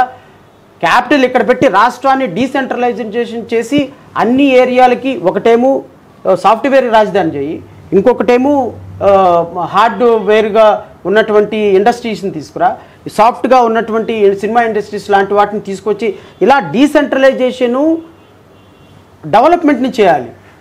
అంతేగాని మీ థాట్స్ని కాదు చేయాల్సింది. సో ఖచ్చితంగా ఇది it will never work out. As a citizen of Andhra Pradesh, Chandrababu Naidu garu మంచోళ్ళ, జగన్మోహన్ రెడ్డి గారు మంచోళ్ళ అంటే ఏం చెప్తారు? వ్యక్తిగతంగా నా అభిప్రాయంలో నేను చంద్రబాబు నాయుడిని చాలా దగ్గరగా చూశాను. అంటే పాలసీస్ అవి వింటాను, నేను మాట్లాడటం కాదు, కానీ జగన్మోహన్ రెడ్డిని కూడా క్లోజ్గా అబ్జర్వ్ చేశాను. జగన్మోహన్ రెడ్డి ఏంటి అంటే నమ్ముకున్న వాళ్ళు ఎలాంటి వర్స్ట్ యాటిట్యూడ్ అయినా సరే వాళ్ళని ఒక్కసారి జగన్మోహన్ రెడ్డి నమ్మాడు అంటే వాళ్ళని ఎప్పటికీ వదలడం. ఎంత దూరం వెళ్ళే వాళ్ళ కోసం హెల్ప్ చేస్తాడు, హెల్ప్ చేసిన వాళ్ళకి మళ్ళీ హెల్ప్ చేస్తాడు. చంద్రబాబు నాయుడు గారు ఏంటంటే వాడుకొని వదిలేయటంలో ఆయన గిన్నిస్ బుక్ ఎక్కాడు. సో ట్రస్ట్ వ్యక్తి కాదు ఆయన మనుషుల్ని నమ్మడు. ఆయనకి లుక్రేటివ్ అంటారు ఇంగ్లీష్లో ఒక పదం, లుక్రేటివ్ మైండ్. ఆల్వేస్ ఒక మాట మాట్లాడాడు అంటే తనతో నాకు ఎంత లాభం ఉంటుంది, సో ఇతనితో నేను పక్కన కూర్చోబెట్టుకున్నంటే తనతో నాకు లాభం ఎంత ఉంటుంది. సో ఒక్కసారి అతనితో కనుక అవసరం తీరిన తర్వాత వాడుకొని వదిలేయటంలో చంద్రబాబు నాయుడు చాలా అందవేశం చెయ్యి. సో నేనేమనుకుంటానంటే వ్యక్తిగతంగా చంద్రబాబు నాయుడు కంటే ఒక పాయింట్ రాజశేఖర్ రెడ్డి, జగన్మోహన్ రెడ్డి వ్యక్తిగతంగా వాళ్ళని ప్రేమించే వ్యక్తులకి చాలా హెల్ప్ చేస్తారు. యాజ్ ఫార్ యాజ్ అడ్మినిస్ట్రేషన్లోకి వచ్చేటప్పటికి ఖచ్చితంగా చంద్రబాబు నాయుడుకి నేను మార్కులు వేయాల్సి. ఆయన అడ్మినిస్ట్రేటర్, వ్యక్తిగతంగా నాకు ఆయన అడ్మినిస్ట్రేషన్ చాలా ఇష్టం. నేను చదువుకున్న రోజుల నుంచి కూడా ఆయన్ని అబ్జర్వ్ చేస్తూ ఉండేవాడిని. Jaganmohan Reddy is not an administrator. Jaganmohan Reddy is very poor administrator. అసలు ఆయనకి డెమోక్రసీ అంటే నమ్మకం లేదు, పరిపాలన మీద ఒక అవగాహన లేదు, సిస్టమ్స్ పట్ల రెస్పెక్ట్ లేదు. చంద్రబాబు నాయుడుకి ఏంటంటే సిస్టమ్స్ పట్ల కొంత భయం ఉంది, అడ్మినిస్ట్రేషన్ పట్ల కొంత పట్టు ఉంది, ఒక అంశాన్ని ఆలోచించి చేస్తాడు, కానీ పర్సనల్ కన్సిడరేషన్స్ చాలా ఎక్కువ ఉంటాయి. ఇప్పుడు అమరావతి రాజధాని చేశాడు అనుకోండి, ఇక్కడ 1,00,000 కోట్ల రూపాయల బిజినెస్ జరిగితే తనకు అందులో ఒక 30-40 వేల కోట్ల రూపాయలు ప్రాఫిట్ రావాలి. తన వర్గాలకైనా రావాలి, తనకైనా రావాలి. సో ఇంటర్నల్ కన్సిడరేషన్స్ చాలా హై స్టేక్లో ఉంటాయి. జగన్మోహన్ రెడ్డికి అసలు ఏ కన్సిడరేషన్ ఉండదు. అది డెవలప్ చేయడు, ఏమి చేయడు. ఆయన అనుకున్న ఎజెండాని ఆయన ఇంప్లిమెంట్ చేస్తాడు. అది డిస్ట్రక్షన్ అయిపోయిన పర్లే. అంటే నేను ఎలా చెప్పాలి అంటే మగధీర సినిమాలో నాకు దక్కనిది ఎవరికి దక్కడానికి వీల్లేదు అని విలన్ అంటాడు చూసారా, అది జగన్మోహన్ రెడ్డి పాలసీ. చంద్రబాబు నాయుడు ఏంటంటే పర్లేదులే, నాకు దక్కకపోయినా పర్లేదు కానీ వాడికి దక్కినా పర్లేదు, నాకు ఏ ఇబ్బంది రాకుండా ఉంటే చాలు అనుకునేది చంద్రబాబు నాయుడు పాలసీ. సో వీళ్ళిద్దరిలో పర్సనల్గా ప్రొఫెషనల్గా నేను చూసినటువంటి వేరియేషన్స్ అయితే జడ శ్రవణ్ గారు పార్టీని పెట్టారు, ఫ్లోట్ చేశారు, టికెట్లు అనౌన్స్మెంట్ ప్రచారం జరుగుతుంది. అఫ్కోర్స్ గెలవాలని అందరూ అనుకుంటారు, అధికారంలోకి రావాలనుకుంటారు. కానీ ఇప్పటికిప్పుడు మీరు అడుగులు వేస్తూ ఉన్న పార్టీ అధ్యక్షుడిగా కొనసాగుతూ ఉన్నారు. ఓపెన్ సీక్రెట్, మీ ఇక్కడ గ్రౌండ్ రియాలిటీస్ ఎలా ఉన్నాయో కూడా మనం చూస్తున్నాం. ప్రస్తుతం ఉన్న 2024 ఎలక్షన్ సినారియోలో ఏ పార్టీ అధికారంలోకి వస్తుందని మీరు అనుకుంటున్నారు?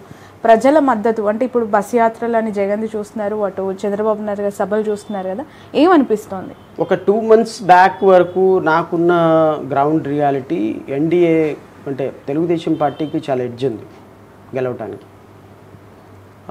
వాళ్ళు 120 seats తోటి వాళ్ళే పవర్ గెయిన్ చేస్తారని అనిపించింది నాకు. ఒక 2 నెలల్లో కంప్లీట్గా చేంజ్ వచ్చేసింది సిస్టంలో, పొలిటికల్ సినారియోలో. చంద్రబాబు నాయుడు, నారా లోకేష్ చాలా పార్టీని డ్యామేజ్ చేసే కార్యక్రమాలు చేశారు. ఎన్డీఏతో బీజేపీతో వీళ్ళు పెట్టుకున్నటువంటి పొత్తు, మరి ముఖ్యంగా జనసేనతో పెట్టుకున్నటువంటి పొత్తు వీళ్ళని 40 నుంచి 50 సీట్లకి కింద పడేసింది. అంటే వీళ్ళ మధ్య కోఆర్డినేషన్ లేకపోవటం, జనాల్లో ఓట్లు ట్రాన్స్ఫర్ అవ్వటానికి అవకాశం కనిపించటంలా.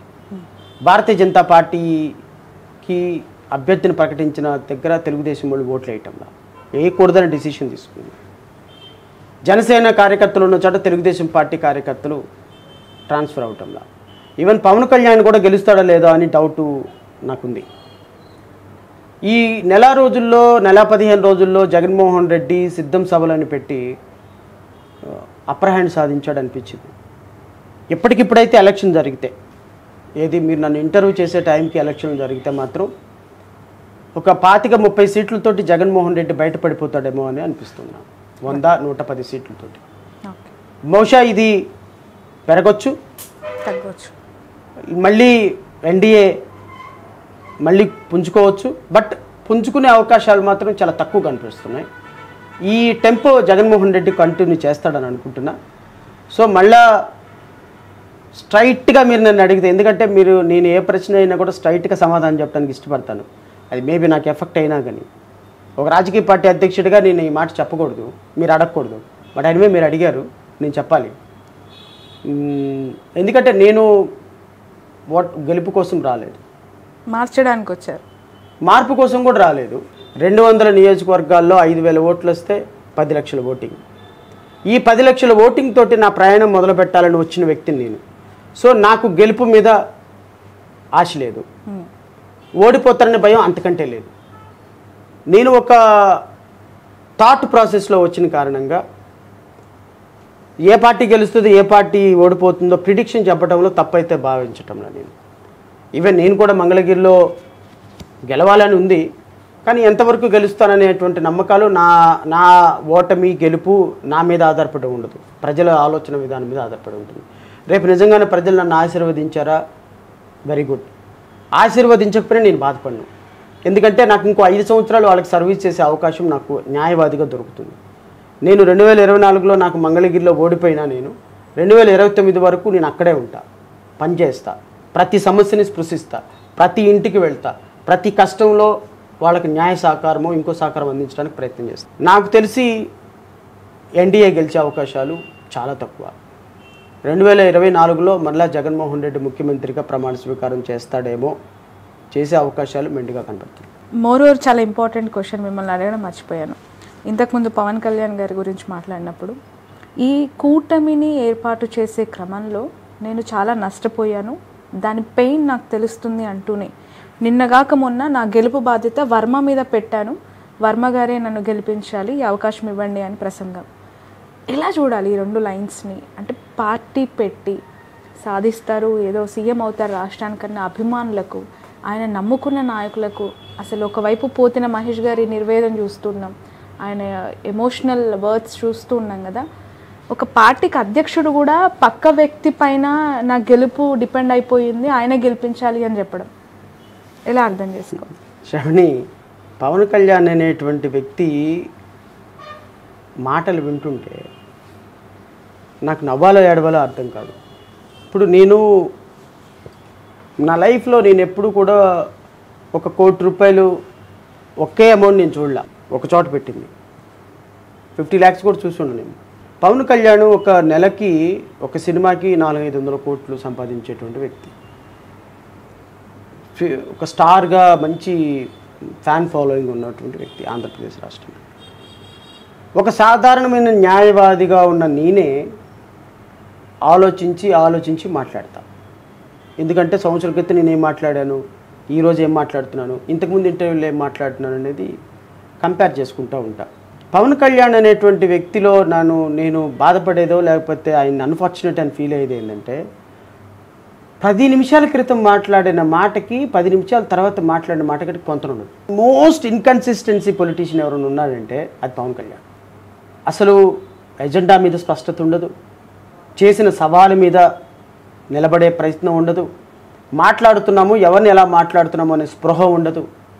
ఒక మానియా అంటే ఒక పిచ్చి పట్టినటువంటి వ్యక్తి ఎలా అయితే గంటకు ఒక మాట మాట్లాడతాడో అలాంటి మాటలు మాట్లాడేటువంటి పొలిటీషియన్ ఆంధ్రప్రదేశ్ రాష్ట్రంలో పవన్ కళ్యాణ్.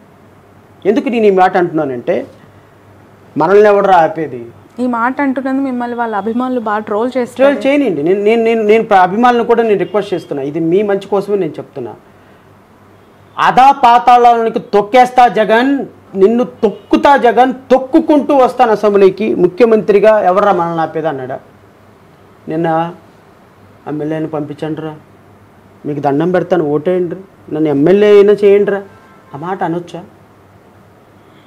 నేను ఎమ్మెల్యేని కానమ్మా, నాకు 5,000 ఓట్లు వస్తే చాలమ్మని నేను ధైర్యంగా చెప్తున్నా. వారాహి 1, 2, 3లో ఏంటి నీ స్టేట్మెంట్స్? నన్ను సీఎంగా ఆపటం ఎవరి తరంగా తొక్కుకుంటూ వస్తాను, వారాహి యాత్ర తొక్కుకుంటూ వస్తానని మాట్లాడినటువంటి నువ్వు 21 సీట్లు తీసుకొని ఆ 21లో కూడా 14 మంది తెలుగుదేశం నుంచి జాయిన్ అయిన వాళ్ళు, అందులో 3 సీట్లు మళ్ళీ జరుపుకొని 21కి కన్ఫైన్ అయ్యి నిన్న మండలి బుద్ధప్రసాద్కి అవనిగడ్డించాడు. మీ జనసేనలో ఎవరు ఉన్నారండి? ఏమి పోతుల మహేష్ని అవనిగడ్డ పంపిస్తే తప్పేమనుందా? ఎవరున్నారు మీ కార్యకర్తలుగా? మీకు పనిచేసిన వాళ్ళు కనీసం ప్రామినెంట్ లీడర్స్. శివశంకర్ ఏమైపోయినాడు? సత్యనారాయణ ఏమైపోయాడు? ఈ పోతుల మహేష్ ఏమైపోయాడు? అమ్మాయి ఎవరో ఒక అమ్మాయి మాట్లాడుతుంది, రాయపాటి అరుణ మాట్లాడుతుంది, ఆమె ఏమైపోయింది? వీళ్ళందరూ ఏమైపోయారు? కార్యకర్తలు, జన సైనికులు, వీర మహిళలని పెట్టుకుంటారు కదా. అడగండి మీ నాయకుడిని వెళ్ళి, ఏంటయ్యా ఇది, వాట్ ఈస్ దిస్? ఇంత కార్యకర్తలు, కిరణ్ రాయలు నా బెస్ట్ ఫ్రెండ్ ఏమైపోయినాడు? వీళ్ళందరూ నీకోసం నీ పార్టీ ఆఫీసుల దగ్గర పడిగాపులు కాల్సిన నీకు ఈరోజు సీట్లు లేక నువ్వేమో వాళ్ళకి అమ్ము తప్పుతుంటే రేపొద్దు నువ్వు అసలు నాయకుడు ఏంటి? ఎమ్మెల్యేగా చేయండి అని దండం పెడుతున్నావు. నువ్వు సిగ్గుందా ఇంకా నీకేమన్నా? అసలు మీ కార్యకర్తలకి జనసేన నాయకులకి కనీసం రోషం పౌరుషం ఉంటే నీలాంటి వ్యక్తిని ఈవెన్ అసలు వాళ్ళు నాయకుడిగా యాక్సెప్ట్ చేయరు. పిఠాపురంలో పవన్ కళ్యాణ్ ఓడిపోతాడు. మీరు అంటున్నారు ఇప్పుడే వర్మ చేతుల్లో పెడుతున్నాడని. పవన్ కళ్యాణ్ ఓడించేదే వర్మ. ఆయనకి ఆ టాస్క్ చంద్రబాబు నాయుడు ఎప్పుడో ఇచ్చాడు. బట్ ఇంత నిజమైన మాటలు లేదంటే పచ్చి రియాలిటీస్ ఇవన్నీ కూడా పవన్ కళ్యాణ్ గారికి మీలాంటి వాళ్ళు అట్లీస్ట్ అంటే ఇప్పుడు ఏ జగన్మోహన్ రెడ్డి గారు, ఒక లోకేష్, కొడాలి నానో గారు అంటే ప్రత్యర్థులు, వాళ్ళు రాజకీయంగా మన ప్రత్యర్థి పార్టీల వాళ్ళు అనుకోవచ్చు. బట్ మీలాంటి న్యాయమూర్తి వ్యవస్థలో ఉన్న ఒక పర్సన్ చెప్పినా కూడా అందులో నిజం ఏంటి అనేది తెలుసుకోకుండా ఈ స్థాయిలో ట్రోలింగ్ చేయడం, పవన్ కళ్యాణ్ గారిని ఒక మాట అంటేనే వాళ్ళని డీఫేమ్ చేసి డిమోరల్ చేసి సోషల్ మీడియాలో, దట్ ఈస్ కాల్డ్ మాఫియా. అది వాళ్ళ అభిమానం అనను. అది ఒక అభిమానం అనే దానికి పదం పేరు పెట్టచ్చు.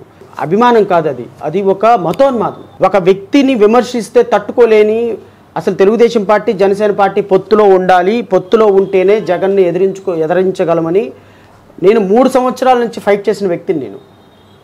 3 సంవత్సరాల నుంచి రిపీటెడ్గా పొత్తులో ఉండాలి, జగన్ను ఓడించాలంటే 2 పార్టీలు కలవాలని నేను ఫైట్ చేసిన వ్యక్తి ఈరోజు పవన్ కళ్యాణ్ ఓడిపోతుంటే బాధ అనిపిస్తుంది నాకు. ఎందుకు అంటే తెలుగుదేశం పార్టీ రేపొద్దున పవన్ కళ్యాణ్ని ఓడించడానికి చంద్రబాబు నాయుడు వర్మకి టార్గెట్ ఇచ్చాడు. పవన్ కళ్యాణ్ ఎమ్మెల్యే అయ్యి రేపు అసెంబ్లీకి వస్తే పవర్ షేరింగ్ అడుగుతాడు. అదే ఎమ్మెల్యేగా ఆయన గెలవకపోతే ఏ గోలా ఉండదు.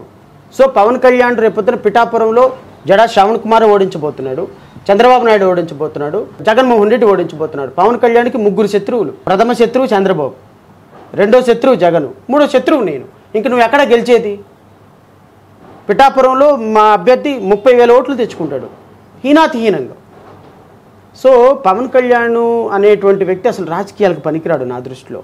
ప్రాబబ్లీ ఆయనకి ముఖ్యమంత్రి లేకపోతే ప్రధానమంత్రి, హోమ్ మినిస్టర్ ఆయన పక్కన కూర్చోపెట్టుకోవచ్చాము. కానీ 2014లో ఒక స్టాండ్, 15లో ఒక స్టాండ్, 16తో ఒక పార్టీతో పొత్తు, 17లో ఎన్డీఏతో ప్రేమ, 18లో ఎన్డీఏతో మళ్ళీ విడాకులు, 19లో ఇండిపెండెంట్గా పోటీ, 20లో మళ్ళీ మొత్తం పోయింది, 21లో 22లో మళ్ళీ తెలుగుదేశంతో పొత్తు, 24లో మళ్ళీ ఎన్డీఏ అనేటువంటి పొత్తు, 24 తర్వాత ఎవరితో పొత్తు ఉంటుందో ఎవరికి తెలియదు, అసలు రాజకీయాల్లో ఉంటాడో కూడా లేదో ఎవరికి తెలియదు, అసలు పార్టీ ఉంటుందో లేదో కూడా తెలియదు.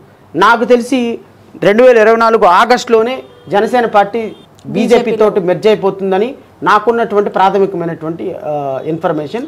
ఖచ్చితంగా డేట్ కూడా కన్ఫర్మ్ అయిపోయింది. జనసేన తీసుకుని వెళ్ళి భారతీయ జనతా పార్టీలో మెర్జ్ అయిపోయి ఈయన రేపొద్దున ఇక్కడ ఎమ్మెల్యేగా ఓడిపోవడం ఖాయం.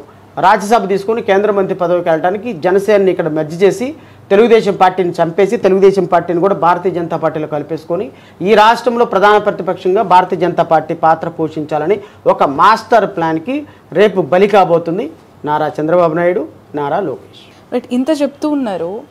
ఆ కుటుంబం అంటే సినిమాలో ఒక పెద్ద క్రేజ్ ఉంటుంది. ఆ కుటుంబం అంటే సహాయం చేసే ఒక పెద్ద దిక్కుగా చిరంజీవి గారు ఉంటారు. ప్రతి చిన్న ఫంక్షన్కి పెద్ద ఫంక్షన్కి ముందుగా ఆహ్వానం అందుకునేది చిరంజీవి గారు. ఆయన వచ్చారు, పార్టీ అన్నారు, కాంగ్రెస్లో మధ్య అన్నారు. తమ్ముడు వచ్చారు, కాపులు అన్నారు, లీడర్ని అవుతానన్నారు, మిమ్మల్ని లీడర్స్ని చేస్తానన్నారు.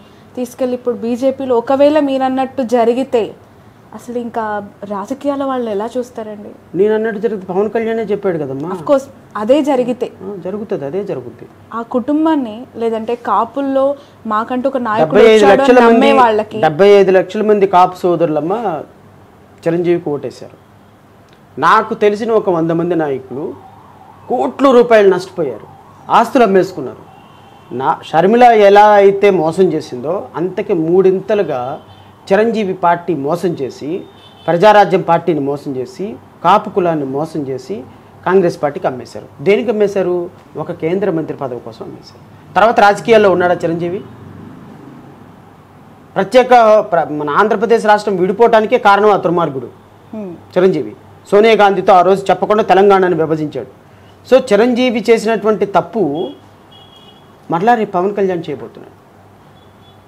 పవన్ కళ్యాణ్ రేపొద్దున భారతీయ జనతా పార్టీతో మెర్జ్ చేయడానికి ఇక్కడున్న ఎస్సీలు, ఎస్టీలు, క్రిస్టియన్లు, ముస్లిం ఓట్లన్నీ తీసుకొని వెళ్ళి పవన్ కళ్యాణ్ భారతీయ జనతా పార్టీలోకి వేయించి భారతీయ జనతా పార్టీలో రేపొద్దున ఈ పార్టీని మెర్జ్ చేసి నాకేమీ సంబంధం లేదని చేతులు దుప్పేసుకుంటాడు. పవన్ కళ్యాణ్కి ఓటేసిన వాళ్ళ పరిస్థితి ఏంటి? పవన్ కళ్యాణ్కి ఓటు వేయమని చెప్పిన వాళ్ళ పరిస్థితి ఏంటి? ఈ మొహాన్ని చూసి నమ్మి ఓట్లేసిన వాళ్ళ పరిస్థితి ఏంటి? రేపొద్దున ఈ రాష్ట్రానికి ఏమీ చేయదమ్మా భారతీయ జనతా పార్టీ. భారతీయ జనతా పార్టీలో పవన్ కళ్యాణ్ తీసుకుని వెళ్ళి మెర్జ్ అయిపోతాడు. మెర్జ్ అయిపోయిన వెంటనే భారతీయ జనతా పార్టీ ఇక ఈ రాష్ట్రంలో రాజకీయాలు జగన్మోహన్ రెడ్డికి తాకట్టు పెట్టేసి వాళ్ళు వెళ్ళిపోతారు. సో ఈ రాష్ట్రంలో పవన్ కళ్యాణ్ అనేటువంటి వ్యక్తి రేపొద్దున పార్టీ మొత్తాన్ని అమ్మేసి పోతున్న మహేష్, కిరణ్ రాయ్ ఎంత కష్టపడ్డాడో తెలుసా? మేము విజయవాడలో కొన్ని 100 ప్రోగ్రాంలో కలిసి పోరాటాలు చేసాం. జనసేనలో ఒక్క నాయకుడు వచ్చేవాడు కాదు, పోతుల మహేషే నిలబడేవాడు. కిరణ్ రాయ్, పోతుల మహేష్, తర్వాత డిబేట్లో మాట్లాడే శివశంకర్, వీళ్ళందరూ కూడా అఫ్కోర్స్ వాళ్ళకి గ్రీవియన్స్ లేనప్పుడు నాకేంటి గ్రీవియన్స్, కానీ నేను ఒక పార్టీ గురించి మాట్లాడుతున్నా.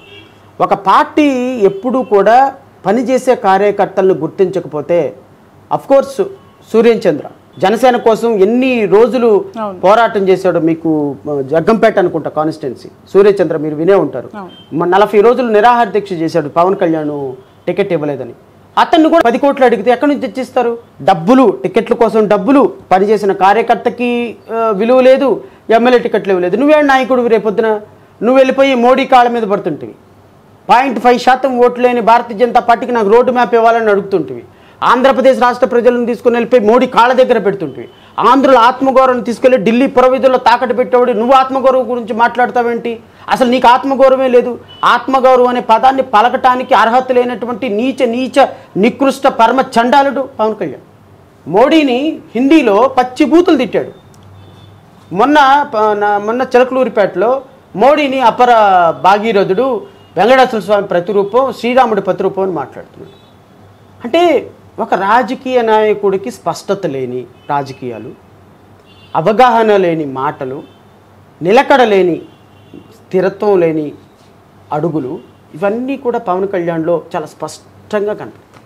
Right, thank you so much అండి శ్రవణ్ గారు, మీ వాల్యుబుల్ టైంని మాకు అందించినందుకు. మీరు అనుకున్న ప్రయాణం సాఫీగా జాలి. రాజకీయ జీవితం అంటే ఇప్పటివరకు న్యాయవాదిగా అనేక సేవలు అందించారు. సొసైటీలో ఏదో మార్పు కోసం పరితపిస్తూ రాజకీయాల్ని చాలా ప్రయాణం దూరమైనా మారుస్తానని ఒక సంకల్పం మీరు తీసుకున్నారు. ఆ సంకల్పం నెరవేరాలి, మీరు అనుకున్న లక్ష్యాలు సాధించాలి. Wish you all success, wish you all the best. So ఇది జడా శ్రవణ్ గారితో special interview. That's all for now.